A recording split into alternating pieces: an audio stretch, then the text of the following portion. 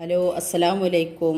ഇപ്പോൾ ഞാനൊരു വെറൈറ്റി ഒരു കറി ഉണ്ടാക്കാനാണ് പോണത്. ഇത് ഒരു ഗ്ലാസ് ചെറുപയർ എടുത്തിട്ടുണ്ട്.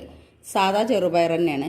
അപ്പോൾ ഇത് നമുക്ക് നല്ലവണ്ണം വെള്ളത്തിലിടണം. ഇത് 6 മണിക്കൂറൊന്നും ഇട്ടാൽ മതിയാവില്ല കേട്ടോ. നല്ലവണ്ണം വെള്ളത്തിൽ ഇട്ട് വെക്കണം.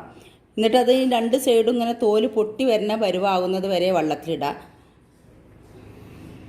അപ്പോൾ ഇതൊന്ന് വെള്ളത്തിലിട്ട് വെക്കട്ടെ.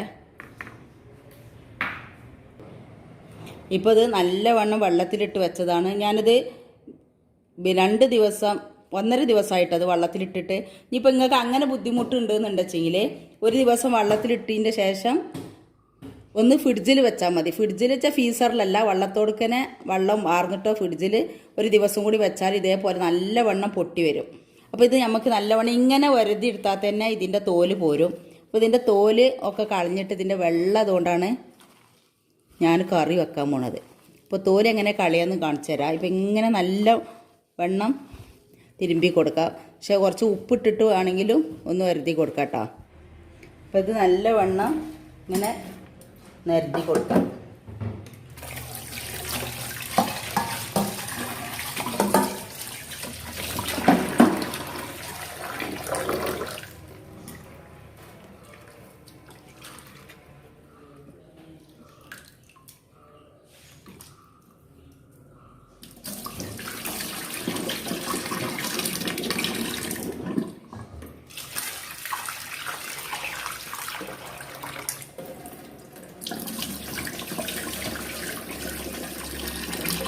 കണ്ടോ, ഇങ്ങനെ കംപ്ലീറ്റും കഴുകിയെടുക്കട്ടെ. അപ്പം ഇങ്ങനെ വെള്ളം പാർന്ന് കളയുമ്പോൾ തന്നെ അതിൻ്റെ തോലൊക്കെ പോരും. നമ്മളെ ചെറുപയർ നന്നായിട്ട് കഴുകിയെടുത്തിട്ടുണ്ട്. നല്ല വെള്ള ചെറുപയറാക്കിയിട്ടുണ്ട്. അപ്പോൾ ഇത് നമുക്ക് സ്റ്റൂ വെക്കണ പോലെ അങ്ങനെ വെച്ചെടുക്കുക. തേങ്ങാപ്പാൽ ഒഴിച്ചിട്ട് അല്ലാതെ വെള്ളക്കറിയാക്കിയിട്ട് വെച്ചെടുക്കുക. അപ്പോൾ ഞാനിത് ഒരു കുക്കറിലേക്ക് മാറ്റി കൊടുക്കുക. ഇത് വേഗമുള്ള വെള്ളവും ഇതിലേക്ക് നമുക്ക് ഒഴിച്ച് കൊടുക്കണം. ഇത് നല്ല 2-3 വിസിലടിച്ചെടുക്കണം കേട്ടോ. അപ്പോൾ നല്ല ഒന്ന് വെന്ത് അലിഞ്ഞ് പോയിക്കോട്ടെ. അതാണ് എനിക്ക് ടേസ്റ്റായിട്ട് തോന്നിയത്. ഇത്ര വേവണ്ടെന്നുണ്ടെങ്കിൽ നിങ്ങൾ അതിനനുസരിച്ച് ചെയ്യാം. അപ്പോൾ ഇതിലേക്ക് നമുക്ക് വലിയൊരു തക്കാളി ചെറുതാക്കി കട്ട് ചെയ്തതാണ്. ചെറിയ കഷ്ണമാക്കി കട്ട് ചെയ്തത് ഒരു തക്കാളി ഇട്ട് കൊടുക്കുക. പിന്നെ ഒരു ചെറിയ സവാള ഇട്ട് കൊടുക്കുക. 4 പച്ചമുളക് നിങ്ങൾക്ക് എരിവിനനുസരിച്ച് ചേർത്ത് കൊടുക്കാം. ഒരു ചെറിയൊരു കഷ്ണം ഇഞ്ചി, 6 അല്ലി വെളുത്തുള്ളി. ഇത് ക്യാരറ്റാണ്. ഒരു ക്യാരറ്റ് എടുത്തിട്ടുണ്ട്. അത് ഓപ്ഷനിലാണ്, പക്ഷെ നല്ല ഭംഗി ഉണ്ടാവും കേട്ടോ. കാണാനും കഴിക്കാനും നല്ലൊരു ഭംഗിയുണ്ടാവും. വെള്ള പരിപ്പിൻ്റെ കൂടെ ഈ കളർ ഇങ്ങനെ കാണുമ്പോൾ നല്ലൊരു ഭംഗിയല്ലേ. അപ്പോൾ അതിന് വേണ്ടിയിട്ടാണ് ഞാൻ ക്യാരറ്റ് എടുത്തിട്ടുള്ളത്.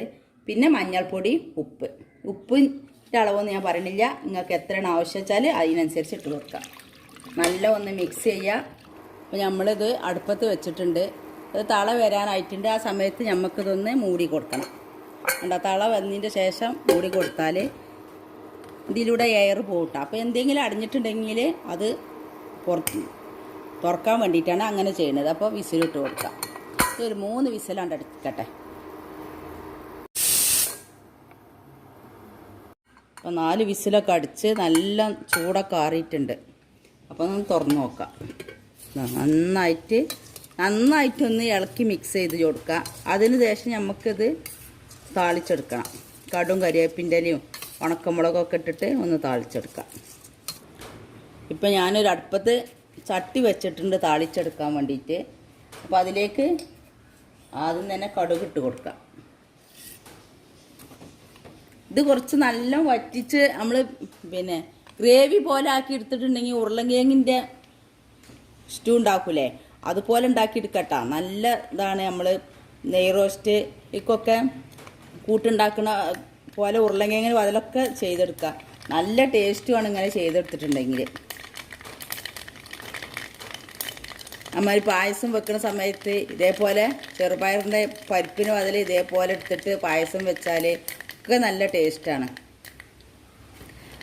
ഇട്ട് കൊടുക്കുന്നുണ്ട് ചെറിയ ഉള്ളി ചെറുതാക്കി അരിഞ്ഞത് ഇട്ട് കൊടുക്കുന്നുണ്ട്. കരിവേപ്പിൻ്റെ ഇട്ട് കൊടുക്കാം. ഉണക്കമുളക് ഇട്ട് കൊടുക്കാം.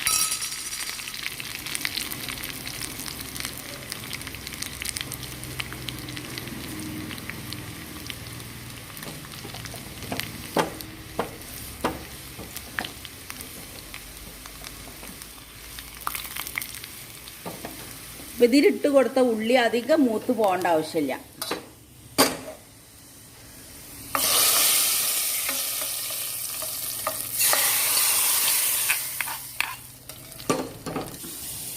അപ്പം നിങ്ങളെല്ലാവരും ഇത് ഉണ്ടാക്കി നോക്കാൻ ശ്രമിക്കുക.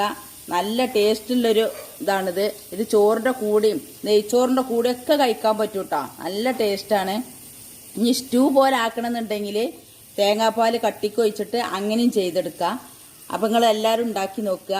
സബ്സ്ക്രൈബ് ചെയ്യാനും ലൈക്ക് ചെയ്യാനും ഷെയർ ചെയ്യാനൊന്നും മറക്കരുത്. സബ്സ്ക്രൈബ് ചെയ്യാതെ കാണുന്നവർ ആരെങ്കിലും ഉണ്ടെങ്കിലും സബ്സ്ക്രൈബ് ചെയ്യണേ. താങ്ക്സ്. എൻ്റെ ചാനൽ ആദ്യമായിട്ട് കാണുന്നവരാണെങ്കിൽ സബ്സ്ക്രൈബ് ചെയ്യുക. അതിൻ്റെ കൂടെ കാണുന്ന കുഞ്ഞു ബെല്ലിലേക്കൻ ക്ലിക്ക് ചെയ്യുക. എന്നാൽ ഞാൻ ഇടുന്ന വീഡിയോകൾ അപ്പോൾ നിങ്ങൾക്ക് ലഭിക്കുന്നതാണ്. ലൈക്ക് ചെയ്യാനും മറക്കരുത്.